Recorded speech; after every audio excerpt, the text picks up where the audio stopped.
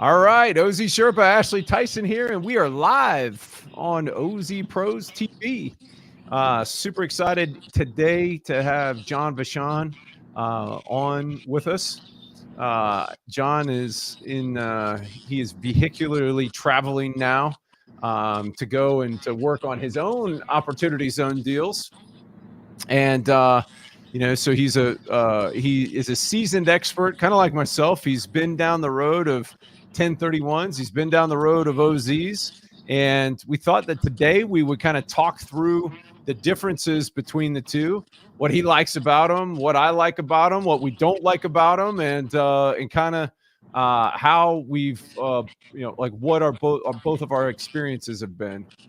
So John, walk us through kind of like what your experience is and what you've done in kind of the opportunity zone world, the 1031 world, and just commercial real estate as a whole.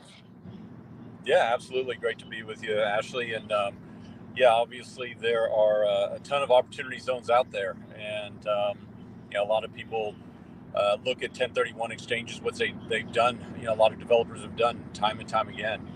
And when you look at the two, essentially you're doing the same thing. You're deferring capital gain tax, right?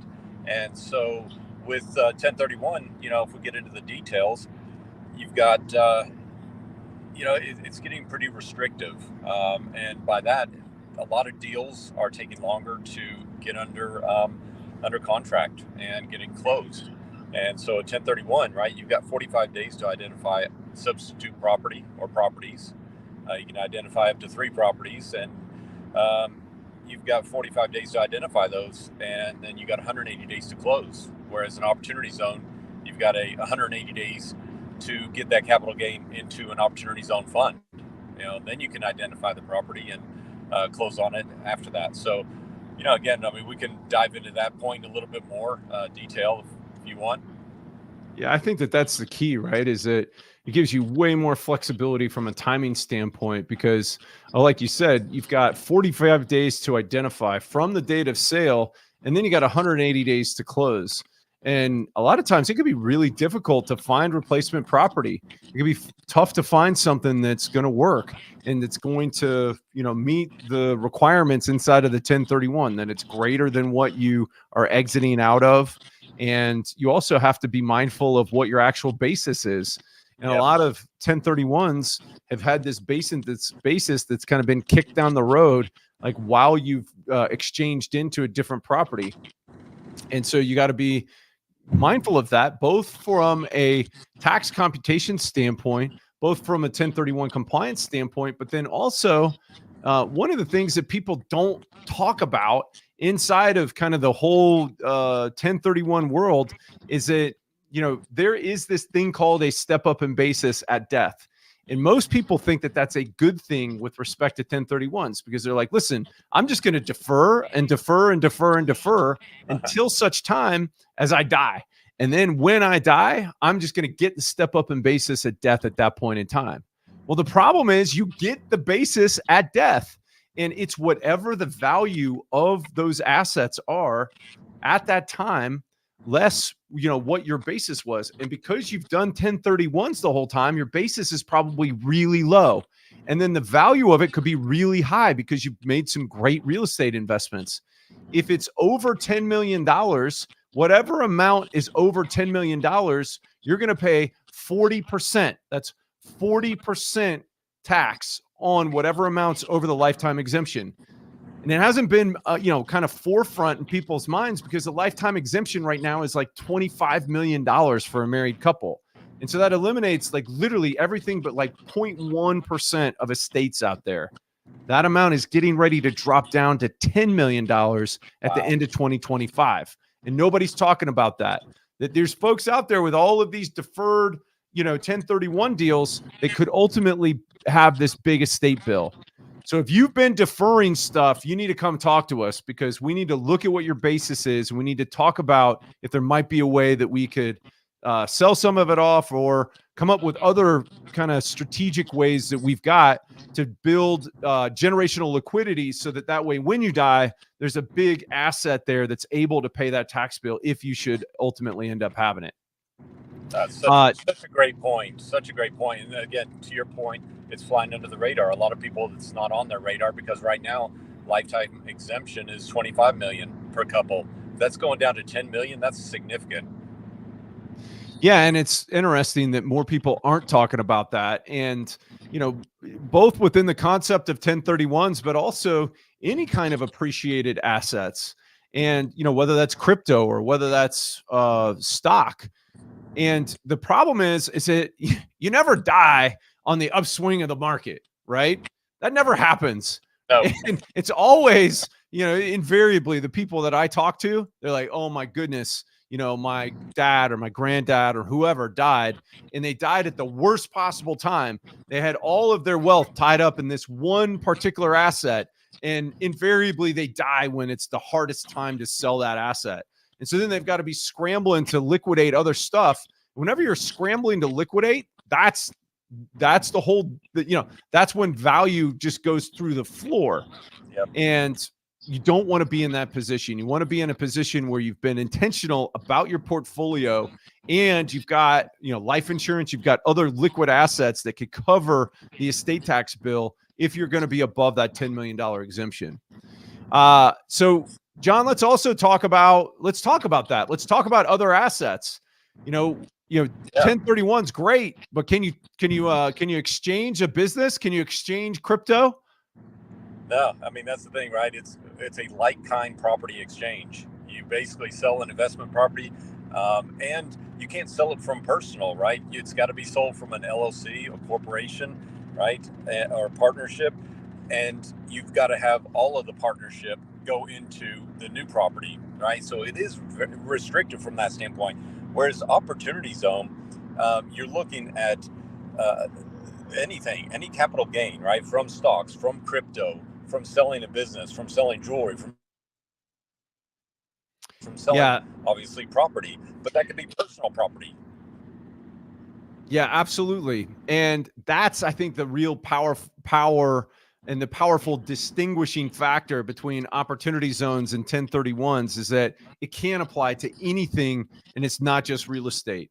The other thing, and you know, we've done this a bunch at OZ Pros, is when somebody has a 1031 that goes south because they're not able to find suitable replacement property, or for whatever reason they weren't able to get it closed inside of the 180 days, we have been able to utilize Opportunity Zones to be able to continue to get that deferral. Because when you get your money back from the qualified intermediary, that's what starts the 180 days inside of the Opportunity Zone just to get it into a fund. Yeah. And that's just the beginning of the time that you have. So in a 1031, you got 180 days to close. In an Opportunity Zone deal, all you have to do is get the money into a fund within 180 days. Then you got between 6 months to a year, depending on when you put your money in. And then even then, you usually put it down to a qualified Opportunity Zone business. And when you do, you get 31 months to spend the money. So you've got between 37 and 43 months in order to, get the money spent, like once you've decided that you want to do an OZ deal. And man, timing, and it's just like in everything in life, timing is everything. And the deadlines for OZs are so much more lenient than 1031s. Yeah, you're in such a good position with an OZ because you've got such a favorable timeline and favorable, buying period that you can buy a great opportunity when it comes up, right? When it presents itself, not when you have to within 180 days. But even like you scale that back, you got to identify your properties within 45 days. It's just nuts, right? It really is. So it is much, much more flexible. The other thing is that if with the 1031 exchange, you have to invest all your net proceeds, right? You've got to basically you can't touch it, right? So at closing, you sell a property, you've got to put all those proceeds in an escrow account overseen by a QI, a qualified intermediary, right? It's tracing, yeah, exactly right. If you touch it, you're done. Yeah, Opportunity Zone. If you happen to receive the funds, you're good to go. You got 180 days to get it into a fund, right? That's huge, and it's the capital gains, right? Whatever capital gain you want to defer, that's how much you can put into the Opportunity Zone fund. I think that's the key, is that So number one, it doesn't have to trace. Number two, all you need is a capital gain. And so whatever that capital gain is going to show on your tax return, if you put that amount into a qualified opportunity fund, and it doesn't matter where that money comes from, you get to defer the capital gain instead of paying taxes on it that year. And I think that that's one of the really powerful elements of opportunity zones as well, because it allows us to get really flexible about where the money comes from, what you're trying to defer. If you've got phantom gains, where there might not be cash that's coming out of a deal in order to be able to make the investment, you can pull cash from somewhere else and still get the deferral benefit. So it's amazing. And if let's say it's on from a partnership, and it's that gain's going to be reported on a K1, right? You still have 180 days. Yeah, well, the 180. Yeah, so you got 180 days, but you instead of starting the 180 days from the date of sale, if it's coming on a K1, you can choose when you want those 180 days to start, and that can either be as of the fiscal year end, which would be December 31st, or as of the partnership tax filing deadline, which effectively pushes your deadline to get your money into a qualified opportunity fund until September of the following year. So, I mean, you could have. Yeah, you could conceivably have a gain on January 1st of 2023, and we could still be investing that gain all the way up until September of 2024 if it came off of a partnership or a S corp.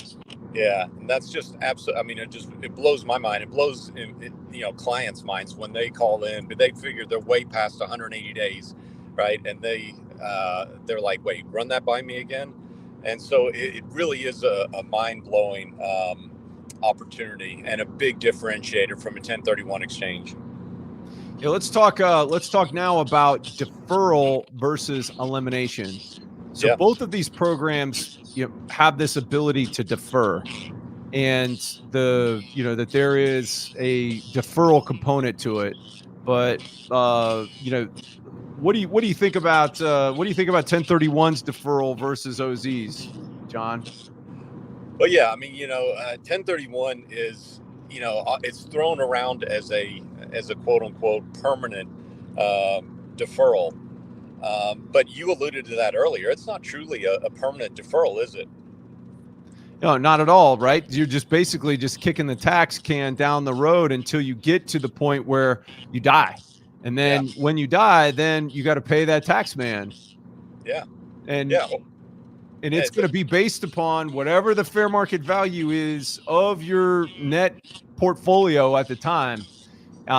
What's fascinating about opportunity zones is that not only do you, so you're effectively deferring your taxes on it, but if you were to die during the time period, and that's anytime after 10 years, all the way up until 2047 is when you can exercise that step up in basis to fair market value. If you were to die during that period of time, your estate effectively steps into your shoes, and it's only going to pay taxes. The only amount that's going to go against your lifetime exemption is the original amount that you put into the fund, not the fair market value at that point in time, which I think is another distinguishing factor where, 1031s, it's like, okay, it's all about fair market value when you die. Within opportunity zones, it's a calculated number because, so valuations could go all the way up and down. We have no idea what the valuation could be when you're going to die. But with opportunity zones, you got surety because how much you put into that fund, and that's the amount that's going to be counted against your estate if you die anytime before December 31st, 2047. Yeah, it's a known quantity. And to your point, there's a long runway till 2047 as the regulations are written right now. Now that may get extended, right? Which is even better. But as far as right now, I mean, we're talking till 2047. So there's a very long runway once you get this OZ plane up and running. So I think that's, again, another huge benefit to be able to grow an asset or a bunch of assets within an opportunity zone fund and carry a much longer than that 10-year if you wanted to. And I think that's another good point is, people are like, well, you've got to hold on to a property for that full 10 years. And that's that's partially true, but it's that you've got to hold on to your investment in the Qualified Opportunity Zone fund for 10 years or more. Yeah, I think that, so we were actually just talking to somebody, and we were talking about how, and it's funny because there's lots of different press and pub and that kind of thing in the mainstream media, and mainstream media loves to naysay about tax mitigation programs. It's for the rich. This is not for the rich, but the rich are taking advantage of this. Elon Musk, Jeff Bezos, Bill Gates, all of those guys are using opportunity zones. And the reason why is because they know that taxes are a big deal. They need to lessen the amount of taxes that they pay in order to hold on to their wealth. And opportunity zones are a very powerful program because they not just defer the tax, but they eliminate it in the form of that step up in basis to fair market value. So what it allows you to do is to harvest all the depreciation in that real estate asset or in the company that you own, and you're able to then exit it without paying any capital gains or any depreciation recapture. Another thing, and I think that brings up something else, is the great part about this is that not only is it not just limited to real estate, but you can have any kind of gain from any kind of asset. You can put that into a fund, and then you can ultimately end up investing into stuff that's not real estate based. You can invest into operating businesses. And John, I think that you've had a rush of folks that have been doing that, right? Oh, absolutely, because a lot of people are looking at it and saying, I can scale a business a whole lot more than I can scale a property. And again, you're not paying on that increase. So you can turn 100,000 into, tens of millions, doing a software company, doing an operating business of some sort, then that's completely within the regulations. And that's, again, it's encouraging, because what is it doing, right? It's bringing focus onto these low income census tracts. You're creating jobs, you're bolstering the economy, and you're leaving that low income census tract, that opportunity zone, better than you found it. Yeah, and I think that that's the final piece that we'll kind of sign off with, if you will, is at OZ Pros, literally our mission is doing well by doing good. And opportunity zones are the vehicle that provide for just that. Once again, there's a lot of people that like to naysay, but at the end of the day, positive investment into these areas are great for that economy. I had an economics professor who told a story about the power of outside dollars coming into an area. And he told it like this. He said that there was this traveler, and he was going into a town that he'd never been in before, and he needed a place to stay. So he pulls up to this hotel. Hotel looked okay from the outside, but he's like, I don't know. He's like, let me go and check out the rooms. And so he goes in, he talks to the innkeeper, and he says, hey, listen, can I go check on one of your rooms? Innkeeper's like, man, he's like, I've had a problem with that before. He's like, I can sell you one of the rooms, and how about I give you a money back guarantee that if you're back within an hour, that I'm not going to, I'll give you your money back. And it's like, okay, that's fair. So he gives him it's $100 for the room. So he gives him $100, and then he goes up to the room. Innkeeper gets the $100, and he's like, holy cow, I owe the butcher $100 for those steaks that he gave me last week. So he runs over to the butcher's place, and he gives the butcher $100. The butcher's then like, man, I owe the shoe repair guy $100 for the shoes that he repaired for me. So he runs over to the shoe repair place. So that's two. Then the shoe repair guy goes, man, I owe the dry cleaner $100. So he goes over to the dry cleaner. So that's three. Dry cleaner then goes to the seamstress, right? And it says, hey, I owe you the $100 for the fix that you did on the for my for our wedding that you kind of came through in a big way last week. And so then the seamstress is like, man, I owe $100 to the innkeeper because he put up my mother-in-law when we had that wedding last weekend. So he runs back over to the hotelier. This is the fifth time that it's gone around, and he gives $100 back to the hotel guy, just as the guy that rented the room is coming down the stairs. and he says, hey man, he said, I appreciate it. He's like, but I decided against it. I'm not going to be able to sleep right now. I'm going to continue on with my journey. Nothing against your room, but can I have $100 back? So he gives him his $100 back. The question is, how much economic impact has just occurred? How much dollars have now changed hands? Technically zero, but in reality, 500. Yeah. Yep. And that's the power of the opportunity zones. Exponential. Exactly. So really excited about opportunity zones.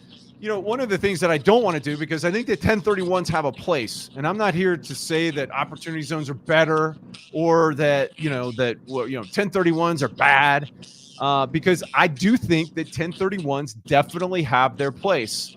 And if you've got an appreciated real estate asset and of another appreciated real estate property that you want to go into, you want to take it out of a high management deal and you want to put it into something that's more low management, like a Dollar General lease or something that's like a triple net credit tenant, absolutely do a 1031 there, because triple nets don't qualify as opportunity zone transactions. Also, if you've got property in a place that's not an opportunity zone, the only thing you could do is a 1031. You can't do it if it's outside of an opportunity zone. So I'm not saying that opportunity zones kill 1031s all the time. I'm just saying that you need to take a look at it. If you're interested in saving taxes and you want to maximize your programs that you've got in your portfolio, check us out at ozpros.com, because we'd love to help you do the analysis of whether 1031 makes more sense or whether it makes more sense to do an opportunity zone deal. And then along the way, if you're interested in figuring out other ways that you can save when you got to go pay the taxes in 2026, or if you're a high W-2 income earner, we've got strategies for being able to minimize that too. We'd love to talk with you. Both John and I do strategy calls all the time. John, thanks for participating today. And we look forward to talking with you guys. Once again, John, thanks a lot. How can folks get a hold of you? Yep. Yeah, John at ozpros.com. And, again, people selling stocks, crypto, selling businesses. You can't 1031 that. We can absolutely help you mitigate that, defer the tax, and put it into something tangible. So, again, John at ozpros.com. And, look forward to helping you guys strategize and maximize that capital gain.